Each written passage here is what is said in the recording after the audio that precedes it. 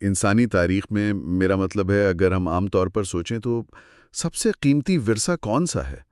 مطلب جب بھی یہ سوال ذہن میں آتا ہے نا تو شاید فوراً کسی عظیم سلطنت کے خزانے، سونے چاندی کے انبار یا جاگیریں یاد آتی ہیں۔ بالکل، یا پھر وہ خاص نوادرات جو شاہی خاندان یعنی نسل در نسل آگے منتقل کرتے ہیں۔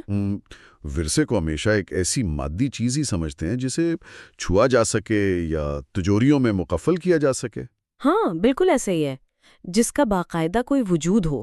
لیکن انسانیت کی تاریخ کا جو سب سے طاقتور اور سب سے زیادہ اثر انداز ہونے والا ورثہ تھا نا، وہ کوئی ایسا تاج یا محل نہیں تھا جو ایک بادشاہ نے اپنے جانشین کو دیا ہو۔ صحیح۔ بلکہ یہ ایک ایسا ورثہ تھا جسے دیکھیں ایک قیدی نے مصر کے ایک تاریخ عقوبت خانے میں پیش کیا۔ اپنے ساتھی قیدیوں کے سامنے؟ جی۔ واہ، یہ بہت ہی گہرا منظر ہے۔ جی ہاں، ایک نظریے کی صورت میں پیش کیا۔ اور آج کا ہمارا یہ جو تفصیلی جائزہ ہے، یہ اسی غیر مادی لیکن کائنات کے سب سے طاقتور ورثے کے بارے میں ہے، جسے ہم حضرت یوسف علیہ السلام کے توحیدی ورثے کے نام سے جانتے ہیں۔ بالکل، اور حیرت کی بات یہ ہے کہ اس پوری گفتگو کی بنیاد کوئی بہت بڑی یا ضخیم کتاب نہیں ہے، بلکہ سورہ یوسف کی صرف ایک بہت ہی جامع اور گہری آیت ہے، آیت نمبر 38۔ ہاں، صرف ایک آیت۔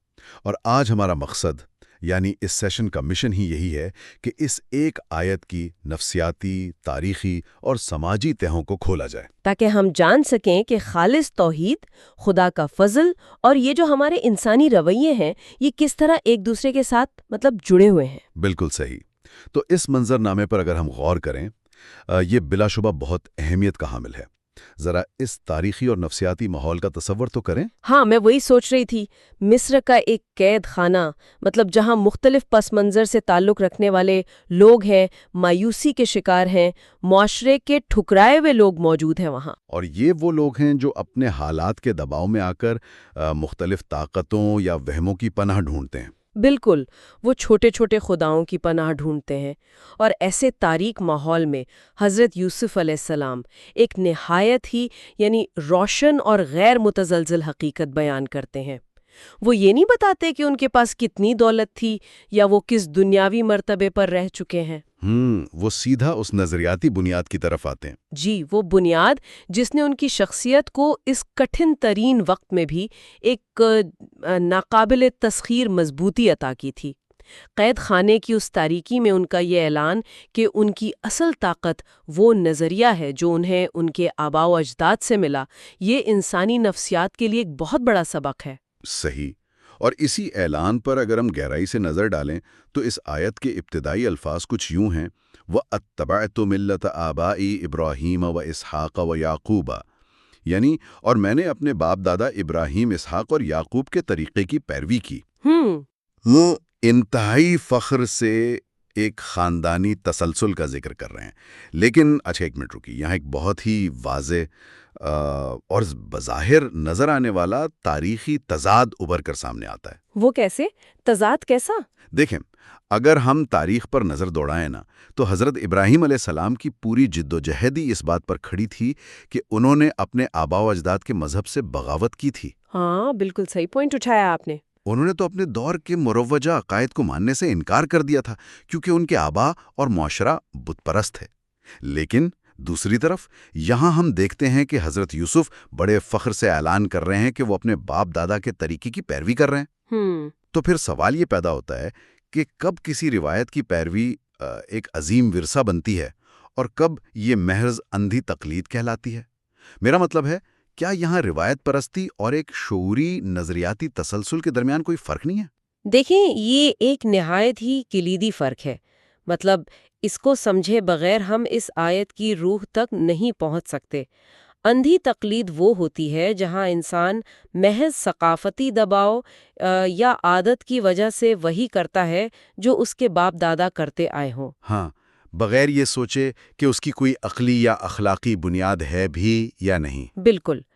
حضرت ابراہیم کی بغاوت دراصل اسی اندھی ثقافتی تقلید کے خلاف ایک بہت بڑا فکری انقلاب تھا۔ انہوں نے کائنات کی نشانیوں پر غور کیا اور ایک شعوری فیصلہ کیا۔ صحیح۔ تو اب جب حضرت یوسف اپنے باپ دادا کا ذکر کرتے ہیں تو وہ کسی اندھی تقلید کا ذکر نہیں کر رہے، بلکہ وہ اس شعوری انقلاب کے تسلسل کی بات کر رہے ہیں۔ انہوں نے ابراہیم، اسحاق اور یعقوب علیہم السلام کے نام صرف اپنا نسب نامہ بتانے کے لیے نہیں لیے، تو پھر کس لیے مطلب ان تینوں کا ہی نام کیوں؟ کیونکہ اس خطے اور تاریخ میں یہ تینوں نام ایک خاص نظریاتی تحریک کی علامت تھے۔ یہ نام اس بات کی سند تھے کہ وہ جس حقیقت کی طرف بلا رہے ہیں وہ کوئی نیا، وقتی یا جذباتی خیال نہیں ہے۔ مطلب یہ ایک ٹیسٹڈ اور آزمودہ نظریہ ہے۔ بالکل، یہ ایک ایسا مستند نظریہ ہے جو نسل در نسل ہر طرح کے کٹھن حالات میں ثابت قدم رہا ہے۔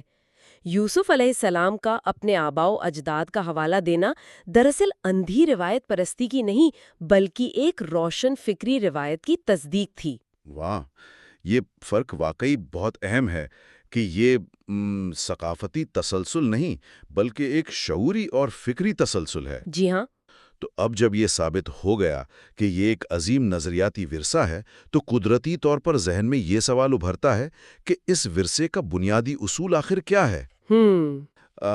مطلب اس کا وہ مرکزی خیال کیا ہے جس پر یہ پوری عمارت کھڑی ہے؟ تو آیت کے اگلے الفاظ اس کی وضاحت کرتے ہیں۔ مَا كَانَ لَنَا أَن نُشْرِكَ بِاللَّهِ مِن شَيْءٍ، یعنی ہمارا یہ کام نہیں کہ ہم اللہ کے ساتھ کسی بھی چیز کو شریک ٹھہرائیں۔ بالکل، شرک کی یہ نفی تو سمجھ آتی ہے، لیکن اس جملے میں جو الفاظ استعمال ہوئے ہیں، خاص طور سے یہ جو ہے نا کسی بھی چیز یا عربی میں من شیئن، ان کا انتخاب مجھے بہت سخت اور غیر معمولی لگتا ہے۔ سخت کیوں لگتا ہے آپ کو؟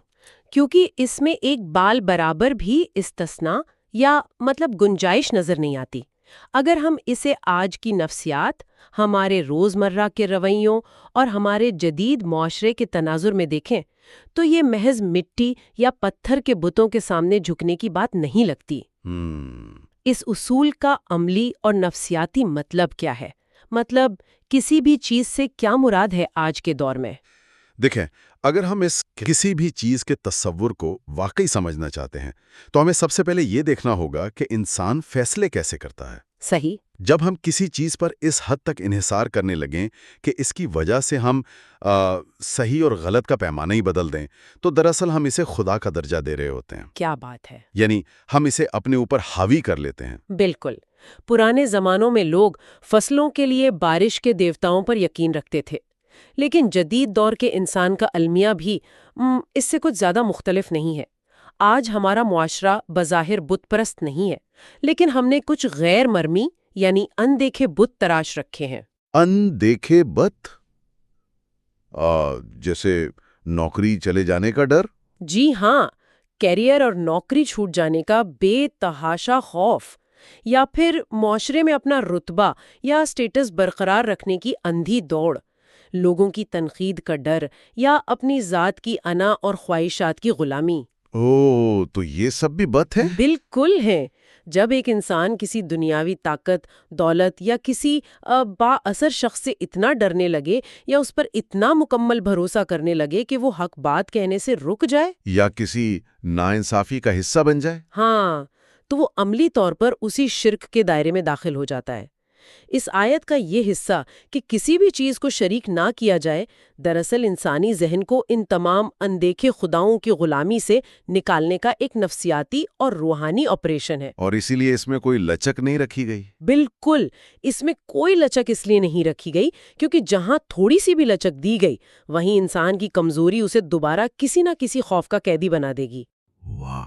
لیکن دیکھیں، اگر اس نظریے میں اتنی سختی ہے، مطلب ایک ایسا راستہ جس میں دائیں بائیں مڑنے کی، کسی بھی وقتی مصلحت کا شکار ہونے کی کوئی گنجائش ہی نہیں ہے، تو انسان کی فطرت تو اس سے گھبراتی ہے۔ میرا مطلب ہے، ہم انسان تو اپنی مرضی کرنا چاہتے ہیں نا، ہم ہر اس اصول سے بھاگتے ہیں جو ہمیں پابند کرے۔ صحیح بات ہے۔ لیکن حیرت انگیز طور پر اس آیت کا اگلا حصہ ایک بالکل مختلف اور چشم کشا پہلو پیش کرتا ہے۔ اس اصول کو کوئی پابندی یا بوجھ قرار دینے کے بجائے یوسف علیہ السلام اسے ایک نعمت اور فضل کہتے ہیں۔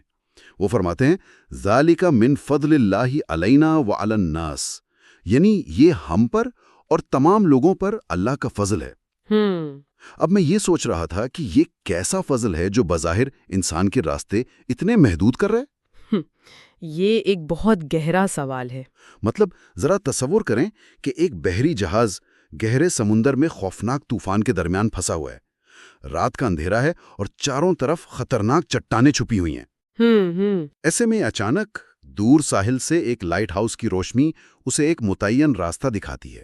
اب بظاہر تو وہ روشنی جہاز کے کپتان کی آزادی چھین رہی ہے نا؟ جی، بظاہر تو ایسا ہی لگ رہا ہے۔ وہ اسے پابند کر رہی ہے کہ وہ اپنی مرضی سے دائیں بائیں نہیں جا سکتا، اسے صرف اور صرف اسی ایک تنگ نظر آنے والے راستے پر چلنا ہے۔ اب کوئی ناواقف انسان سوچ سکتا ہے کہ یہ روشنی اس پر ایک پابندی ہے، لیکن حقیقت میں کیا ہے؟ حقیقت میں تو وہ اسے بچا رہی ہے۔ بالکل، حقیقت میں وہ روشنی اسے چٹانوں سے ٹکرا کر پاش پاش ہونے سے بچا رہی ہے۔ خالص توحید کا یہ تصور جس میں ذرا سی بھی لچک نہیں، دراصل مجھے اسی لائٹ ہاؤس کی طرح معلوم ہوتا ہے۔ مجھے آپ کی یہ تشبیہ بہت پسند آئی۔ یہ تمثیل اس تصور کے کام کرنے کے طریقے کو بالکل واضح کر دیتی ہے۔ ہم اکثر اس وہم کا شکار رہتے ہیں کہ ہم پر کوئی اصول نافذ نہ ہو اور ہم جو چاہیں کر سکیں، تو وہ آزادی ہے۔ ہاں، ہم اسی کو ماڈرن فریڈم سمجھتے۔ لیکن سماجی اور نفسیاتی حقیقت یہ ہے کہ جب انسان ایک برتر اور اعلیٰ طاقت کے سامنے جوابدہ نہیں ہوتا تو وہ آزاد نہیں ہوتا، بلکہ وہ بے شمار چھوٹی چھوٹی طاقتوں کا غلام بن جاتا ہے۔ یعنی وہ ان دیکھے بتوں کا غلام بن جاتا ہے جن کا ہم نے ابھی ذکر کیا؟ بالکل، وہ معاشرے کے رسم و رواج کا قیدی بن جاتا ہے، وہ ستاروں کی چال سے خوفزدہ رہتا ہے، وہ طاقتور لوگوں کی خوشنودی کا محتاج ہو جاتا ہے۔ یہ جو لائٹ ہاؤس کا راستہ ہے نا، یہ جو ایک خدا کی خالص توحید کا اصول ہے، یہ انسان کو دراصل ان تمام جھوٹی قیدوں سے نجات دلاتا ہے۔ واہ! جب آپ ایک خدا پر کامل یقین رکھتے ہیں تو آپ کو معلوم ہوتا ہے کہ کوئی دوسرا انسان آپ کا رزق نہیں چھین سکتا، کوئی دنیاوی طاقت آپ کی تقدیر کا فیصلہ نہیں کر سکتی۔ یہ یقین انسان کے اندر ایک ناقابل یقین خود اعتمادی اور وقار پیدا کرتا ہے، اور اسی لیے اس آیت میں اسے فضل کہا گیا ہے۔ اور یہ بھی دیکھیں کہ اس فضل کو صرف ایک مخصوص گروہ تک محدود نہیں رکھا گیا۔ جی، وَعَلَى النَّاسِ کے الفاظ ہے جو اسے اپنا لے۔ صحیح۔ تو یہ بات انسان کی سوچ کا زاویہ ہی بدل دیتی ہے کہ بظاہر نظر آنے والی سختی دراصل آزادی کی سب سے بڑی ضمانت ہے۔ لیکن یہاں ایک بہت ہی فطری اور چپتا ہوا سوال پیدا ہوتا ہے۔ وہ کیا؟ اگر یہ روشنی، یہ جو لائٹ ہاؤس ہے، یہ اتنا ہی واضح ہے اور یہ پوری انسانیت کو خوف، لالچ اور ذہنی غلامی سے نکالنے کا بہترین نسخہ ہے، تو پھر انسان اس کی طرف لپکتے کیوں نہیں؟ بہت ہی اہم سوال ہے۔ مطلب وہ اس پیشکش کا گرم جوشی سے استقبال کیوں نہیں کرتے؟ یہ سوال ہمیں اس آیت کے آخری اور انتہائی فکر انگیز حصے کی طرف لے جاتا ہے، جہاں انسانی رویوں کا ایک بڑا تلخ سچ بیان کیا گیا ہے۔ جی، آیت کا اختتام ان الفاظ پر ہوتا ہے وَلَٰكِنَّ أَكْثَرَ النَّاسِ لَا يَشْكُرُونَ، یعنی لیکن اکثر لوگ شکر ادا نہیں کرتے۔ بالکل۔ تو اگر ہم اس پوری بات کے تسلسل کو جوڑیں تو پہلے خالص توحید کا ذکر ہوا، پھر اسے سب سے بڑا فضل قرار دیا گیا، اور پھر فوراً بعد ناشکری کا ذکر آ گیا۔ کیا اس کا مطلب یہ ہے کہ شرک کرنا یا سچائی کے اس واضح راستے سے منہ موڑ لینا بنیادی طور پر عقلی یا منطقی کمزوری نہیں، بلکہ شکر گزاری کے جذبے کا فقدان ہے؟ مطلب کیا ناشکری ہی وہ بنیادی بیماری ہے جو انسان کو جھوٹے خداؤں کے در پر لے جاتی ہے؟ میں بتاتی ہوں۔ یہ انسانی نفسیات کا سب سے گہرا تجزیہ ہے جو اس ایک سطر میں سمو دیا گیا ہے۔ دیکھیں، جب ہم شکر گزاری کی بات کرتے ہیں تو یہ محض زبان سے شکریہ ادا کر دینا نہیں ہے۔ ہاں، صرف تھینک یو کہہ دینا کافی نہیں ہے۔ بالکل نہیں۔ شکر گزاری دراصل حقائق کو تسلیم کرنے کا ایک شعوری اور نفسیاتی عمل ہے۔ جب انسان یہ پہچان لیتا ہے کہ وہ بذات خود کتنا کمزور ہے اور اسے جو کچھ بھی ملا ہے، چاہے وہ اس کی زندگی ہو، اس کی صلاحیتیں ہو یا اسے ملنے والی ہدایت ہو، تو وہ سب ایک ہی برتر ذات کا عطیہ ہے۔ جی ہاں، جب انسان یہ مان لیتا ہے تو اس کے دل میں ایک قدرتی شکر گزاری پیدا ہوتی ہے۔ یہی شکر گزاری توحید کی بنیاد بنتی ہے۔ لیکن انسان کا المیہ کیا ہے؟ کیا ہے؟ انسان کی انا اور اس کا تکبر اسے یہ تسلیم کرنے سے روکتا ہے کہ وہ کسی کا محتاج ہے۔ جب انسان اپنی کامیابیوں کو اپنی ذہانت، اپنی محنت یا اپنے دنیاوی وسائل کا نتیجہ سمجھنے لگتا ہے نا، تو وہ شکر گزاری کے راستے سے ہٹ جاتا ہے۔ اور پھر وہ بھٹک جاتا ہے۔ بالکل۔ اور جب وہ اصل محسن کو بھول جاتا ہے تو وہ ان تمام مادی اسباب، ان وسائل اور ان رشتوں کی پوجا شروع کر دیتا ہے جو بظاہر اسے فائدہ پہنچا رہے ہوتے ہیں۔ توحید کو ماننے سے انکار کرنا یا شرک میں مبتلا ہونا دراصل سب سے بڑی اور بدترین ناشکری ہے۔ مطلب اس کو اس طرح سمجھوں کہ یہ بالکل ایسا ہے کہ آپ کی جان کسی طوفان میں ایک شخص بچائے اور آپ شکریہ جا کر ساحل کی ریت کا ادا کرنے لگیں۔ کیا زبردست بات کہی آپ نے، بالکل ایسا ہی ہے۔ اور اکثر لوگ شکر ادا نہیں کرتے کے الفاظ اس آفاقی سچائی کو بے نقاب کرتے ہیں کہ انسان کو سچائی سمجھنے میں اتنی مشکل پیش نہیں آتی جتنی اسے اپنی انا کو مار کر اس سچائی کے آگے سر جھکانے اور شکر گزار ہونے میں پیش آتی ہے۔ واقعی اس تفصیلی جائزے نے واقعی ایک ہی آیت کے اندر چھپے ہوئے کمالات کو عیاں کر دیا ہے۔ اگر ہم آج کے اس پورے مطالعے کا احاطہ کریں تو ہم نے دیکھا کہ کیسے ایک تاریک قید خانے سے ایک روشنی پھوٹتی ہے۔ ہم نے سمجھا کہ حضرت ابراہیم، اسحاق اور یعقوب علیہ السلام کی پیروی محض خاندانی رسوم کی پابندی نہیں تھی، بلکہ یہ باطل اور بت پرستی کے خلاف ایک مضبوط اور شعوری نظریاتی تسلسل تھا۔ بالکل۔ ہم نے اس بات کا تجزیہ بھی کیا کہ کسی بھی چیز کو خدا کا درجہ نہ دینا کس طرح آج کے جدید انسان کو اس کے اندرونی اور بیرونی خوف، یعنی کیریئر کی اندھی دوڑ اور معاشرتی دباؤ جیسی غیر مرئی غلامیوں سے آزاد کرتا ہے۔ جی۔ پھر ہم نے اس لائٹ ہاؤس کے استعارے سے یہ جانا کہ حق پر ثابت قدمی اور یہ غیر متزلزل توحید دراصل قید نہیں بلکہ انسان پر خدا کا سب سے بڑا فضل اور آزادی کی حتمی شکل ہے۔ اور آخر میں ہم نے انسانی رویوں کی سب سے بڑی خامی یعنی ناشکری پر غور کیا جو انسان کو اس فضل اور آزادی کو پہچاننے سے اندھا کر دیتی ہے۔ اور اس پوری گفتگو کے بعد اگر ہم اس تمام تر تاریخی اور نفسیاتی علم کو سمیٹ کر اپنی آج کی روزمرہ کی زندگی میں لاگو کرنا چاہیں تو ایک بہت ہی بنیادی بات ابھر کر سامنے آتی ہے۔ وہ کیا؟ ہم عموماً توحید اور شرک کو بڑے بڑے فلسفوں یا صرف عبادات تک محدود کر دیتے ہیں، لیکن اس آیت نے ہمیں بتایا ہے کہ اس کی جڑیں ہمارے روزمرہ کے رویوں میں ہیں۔ یہ سب دراصل ایک احساس سے شروع ہوتا ہے اور وہ احساس شکر گزاری ہے۔ واہ! تو کیا ہم یہ نتیجہ اخذ کر سکتے ہیں کہ اگر کوئی انسان خود کو شعوری طور پر اس توحیدی ورثے سے جوڑنا چاہتا ہے تو اس کا سب سے پہلا اور عملی قدم کوئی بہت بڑا فلسفیانہ دعویٰ نہیں ہے بلکہ اپنی زندگی کی چھوٹی چھوٹی نعمتوں پر دل سے ممنون ہونا ہے؟ بالکل، یہی پہلا قدم ہے۔ اگر ناشکری، شرک اور بھٹکنے کا پہلا قدم ہے تو کیا روزانہ کی بنیاد پر اپنے اندر شکر گزاری کی عادت پیدا کرنا، اپنی کامیابیوں پر غرور کرنے کے بجائے عاجزی اختیار کرنا اور یہ تسلیم کرنا کہ سب کچھ ایک ہی ذات کا عطا کردہ ہے، ہمیں ان جدید اور اندیکھے بتوں کی غلامی سے بچا سکتا ہے؟ یہ سوچنے کی بات ہے۔ کیا ہماری روزمرہ کی شکر گزاری ہی دراصل اس عظیم تاریخی ورثے کا دروازہ کھولنے کی اصل کنجی ہے؟ میرا ماننا ہے کہ یہ وہ سوال ہے جو اس قید خانے کی دیواروں سے نکل کر آج کے ہر باشعور انسان سے مخاطب ہے، اور ہم سب کو اس پر گہرائی سے غور کرنے کی ضرورت ہے۔ یہیں پر ہم آج کے اس تفصیلی جائزے کا اختتام کرتے ہیں۔